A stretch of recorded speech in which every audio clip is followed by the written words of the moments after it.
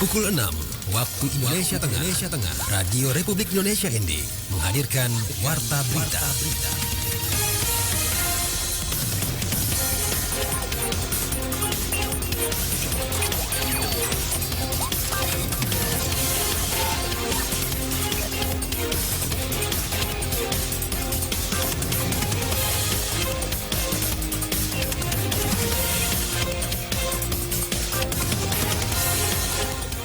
Selamat pagi saudara, Anda mendengarkan Warta Berita Daerah RRI ND edisi Selasa 24 Juni 2025. Sari berita, kepulangan jemaah haji asal Kabupaten ND kini tinggal menghitung hari setelah menunaikan rangkaian ibadah haji di Tanah Suci. Badan jalan rusak parah, warga di Desa BA Pawe, Kecamatan Golewak, Kabupaten Ngada minta perhatian kepada pemerintah. Bersama saya Joanna Bara, inilah berita selengkapnya.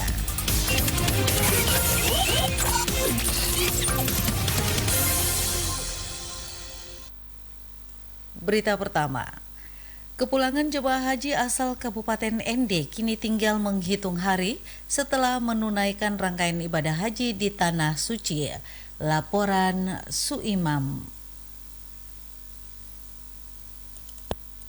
Penyelenggara Haji dan Umroh PHU Kantor Kementerian Agama Kabupaten ND, Muhammad Salam Daud, mengatakan bahwa jemaah haji asal ND yang tergabung dalam kloter 75 dijadwalkan akan tiba kembali di tanah air melalui Bandara Juanda Surabaya pada 4 Juli 2025. Selanjutnya, mereka akan melanjutkan perjalanan pulang ke Kabupaten ND pada 6 Juli 2025. Pihak Kemenak ND telah melakukan koordinasi dengan berbagai pihak untuk memastikan kelancaran proses penjemputan dan penyambutan jemaah haji di daerah. Hal ini termasuk pengaturan transportasi dari Surabaya hingga ke ND serta persiapan fasilitas penunjang di titik kedatangan. Berangkatnya menuju ke Tanah Suci melaksanakan semua rangkaian ibadah baik yang sunnah, yang wajib, yang rukun dalam keadaan sehat, dan pulang juga ke tanah air. Kita berharap berdoa bersama mudah-mudahan mereka kembali dalam keadaan sehat sampai kembali lagi ke daerah asal ND. Ditambahkan, jamaah haji asal ND berangkat menunaikan ibadah haji pada pertengahan Juni lalu dan tergabung bersama jemaah dari wilayah lain di Provinsi NTT dan kloter yang sama. Pihak keluarga jemaah diimbau untuk memantau informasi resmi dari Kemenak dan tidak mudah terpengaruh informasi simpang siur.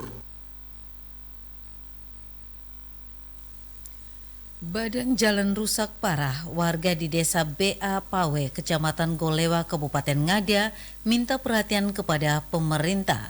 Laporan selengkapnya disampaikan Nikolaus Makumeli. Permintaan tersebut disampaikan Tresia Oje, salah satu warga asal Desa BA Pawe, Kecamatan Golewa Barat, Kabupaten Ngada beberapa waktu lalu.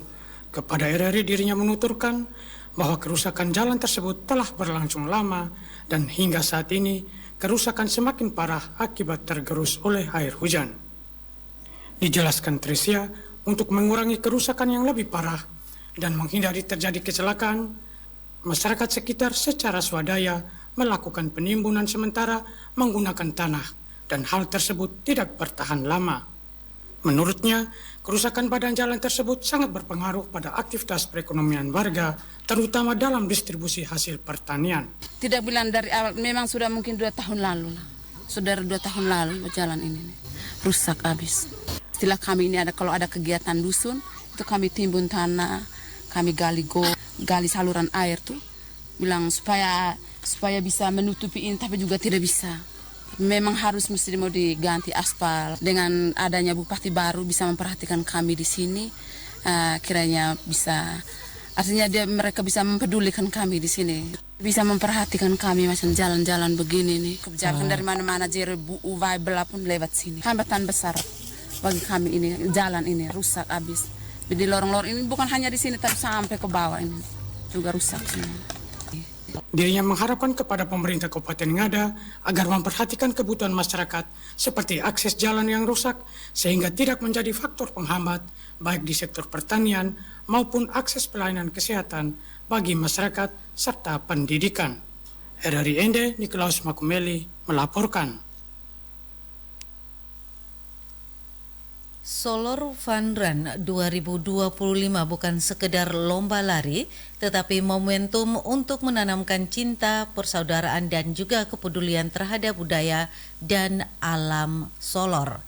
Laporan Lady Badin. Pesan untuk menjadikan Solor Fun Run sebagai momentum untuk menanam cinta, persaudaraan, dan kepedulian terhadap budaya dan alam Solor disampaikan langsung oleh Bupati Flores Timur Anton Doni Dihen dalam sambutannya sebelum melepas ribuan peserta Solor Fun Run pada Sabtu lalu. Anton Doni Dihen menegaskan bahwa kegiatan ini memiliki makna jauh lebih dalam dibandingkan ajang olahraga biasa. Ia menyebutkan Solor sebagai tanah bersejarah dan budaya yang perlu terus dijaga dan dicintai oleh generasi masa kini. Kita hadir dengan semangat untuk lari-lari dan senang-senang berlomba dan mengadu nasib pada sore hari ini, dengan maksud di belakang itu adalah menunjukkan rasa cinta kita kepada Solor sebagai bagian dari Flores Timur. Bagaimana indahnya Solor secara alam budaya yang begitu indah dan juga punya budaya sejarah yang cukup indah yang bisa kita nikmati dari tutur-tutur yang boleh kita dengar. Bupati Anton Doni Dihen juga mengajak para peserta untuk tidak hanya berlari secara fisik, tetapi sekaligus merasakan makna emosional dan spiritual dari tanah Solor yang kaya nilai. Dengan menyebutkan Solor sebagai Nuha Kakang, tanah yang merangkul siapa saja, Bupati Doni ingin agar kegiatan tersebut menjadi simbol keterbukaan, penerimaan, dan tempat di mana benih-benih cinta terhadap budaya, lingkungan, dan sesama tumbuh subur. Merasa memiliki Solor, mencintai Solor sebagai yang disebut dalam seminar sebagai Nuha Kakang, dan dalam semangat kakang aring kita sebagai lewat tanah lama holot, saya kira Solor sudah menerima kita dengan baik. Penjemputan sejak di Menanga, Solor Selatan juga kami dijemput, dan saya yakin Bapak Ibu saudara-saudara juga merasakan betapa Solor sudah menerima Bapak Ibu semua dengan baik. Dalam momentum tersebut secara simbolis Bupati Anton Doni juga menyerahkan bibit cendana kepada 3 kepala desa di Solor sebagai wujud kampanye pelestarian lingkungan dan penguatan ekonomi berbasis kearifan lokal. Ditegaskan Bupati Anton Doni Dihen, pembangunan daerah tidak hanya bertumpu pada aspek fisik semata, tetapi juga harus tumbuh dari rasa memiliki, cinta terhadap budaya, dan hubungan antar umat. RRI ND, Lady Badin melaporkan. Anda sedang mendengarkan Warta Berita RRI ND.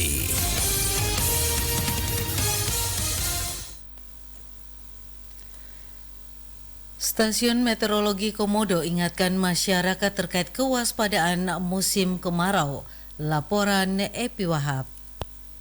Kita perlu tetap mewaspadai untuk menghadapi musim kemarau ini. Kami menghimbau untuk para petani agar menyesuaikan pola tanam dengan memilih varietas tahan kering dan mengoptimalkan penggunaan air. Badan Meteorologi, Klimatologi, dan Geofisika atau BMKG melalui Stasiun Meteorologi Komodo memberikan himbauan kepada masyarakat untuk mengantisipasi dan meningkatkan kesiapsiagaan, terutama memasuki periode musim kemarau yang diperkirakan terjadi pada pertengahan April hingga puncak musim kemarau pada Agustus hingga September 2025. Pihaknya juga menghimbau khususnya petani untuk menyesuaikan pola tanam dan memilih varietas tahan kering serta mengoptimalkan penggunaan air. Hal ini disampaikan langsung Kepala Stasiun Meteorologi Komodo, Maria Patricia Christine Seran, kepada RRI. Kita perlu tetap mewaspadai untuk menghadapi musim kemarau ini. Kami menghimbau untuk para petani agar menyesuaikan pola tanam dengan memilih varietas tahan kering dan mengoptimalkan penggunaan air, termasuk melalui embung atau sumur ataupun bisa juga dengan sumur-sumur resapan. Begitupun dengan masyarakat, dia menghimbau agar meningkatkan kesiapsiagaan memasuki periode musim kemarau, terutama terkait potensi kebakaran hutan, lahan, dan juga padang savana yang banyak terdapat di wilayah Manggarai Barat. Pada musim kemarau yang identik dengan kekeringan ini, kita juga perlu meningkatkan kesiapsiagaan terhadap potensi kebakaran hutan dan lahan, khususnya di wilayah pebukitan atau savana yang rawan terbakar. Yang seperti kita ketahui kan, wilayah Manggarai Barat ini terutama di Labuan Bajo ini kan dikelilingi oleh pebukitan. Kemudian masyarakat juga perlu mewaspadai penurunan kualitas udara serta suhu panas lembab yang berpotensi mengganggu kenyamanan, terutama di daerah wilayah wisata seperti Labuan Bajo. Juga dengan mulai pengelolaan air bersih, mulai hemat air bersih lah, perlu ditingkatkan melalui distribusi air alternatif, kemudian bisa juga dengan edukasi pemanfaatan sumber daya air secara efisien. Selain itu, BMKG melalui Stasiun Meteorologi Komodo juga meminta untuk selalu memperhatikan kondisi cuaca dan suhu ekstrim bagi wisatawan guna menjaga kenyamanan dan keamanan pada saat hendak berlibur. Dan untuk masyarakat juga diminta untuk menjaga kesehatan, menghindari aktivitas berlebih di siang hari hari, serta memastikan cukupnya kebutuhan cairan tubuh, serta instansi pemerintah maupun swasta untuk dapat mengoptimalkan sumber daya air dan pasokan energi untuk kebutuhan masyarakat sehari-hari. Dari Labuan Bajo, Epi Wahab melapor. Berita terakhir.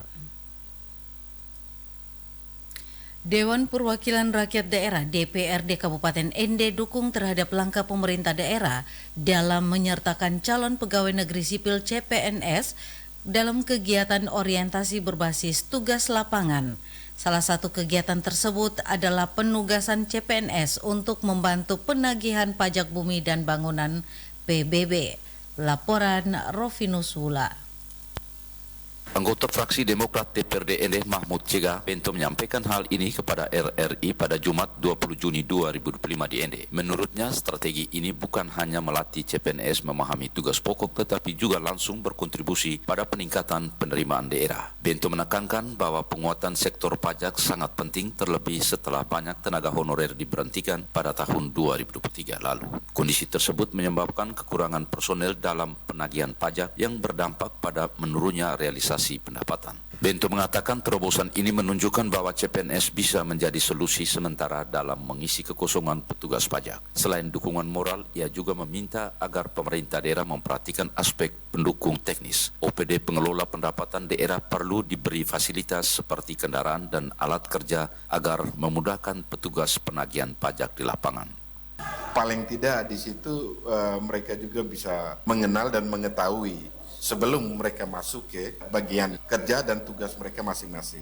Nah ini juga membantu pemerintah daerah berkaitan apalagi selama ini di tahun 2023 banyak tenaga honorer yang diberhentikan sepihak oleh pemerintah sehingga mempengaruhi petugas penagihan. Sehingga minimnya pendapatan kita dari sektor pajak itu karena tidak ada petugas penagihan. Ya hari ini kita mendukung langkah yang diambil pemerintah, apalagi setelah diuji coba ternyata ya cukup signifikan hasil yang bisa ditagih oleh para CPNS ini. Ya kita mendukung langkah yang dilakukan oleh pemerintah. Ya kita berharap khususnya di OPD yang penghasil PAD ataupun yang mengelola sumber pendapatan daerah ini, ya pemerintah juga harus mensupport.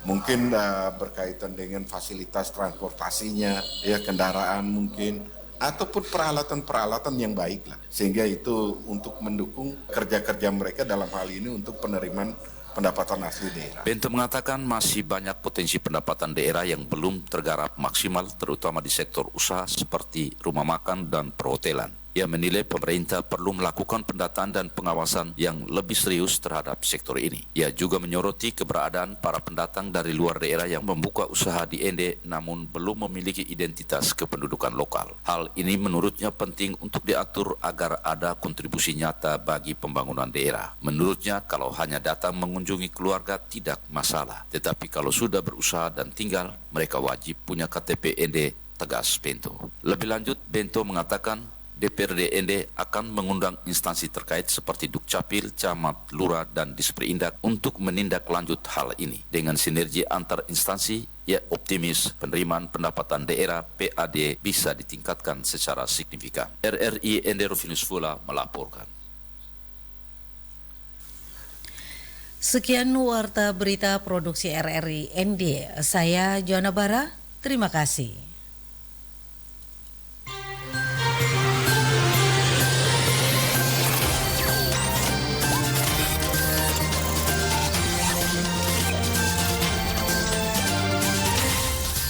Terima kasih Anda telah mengikuti Warta Berita RRI ND.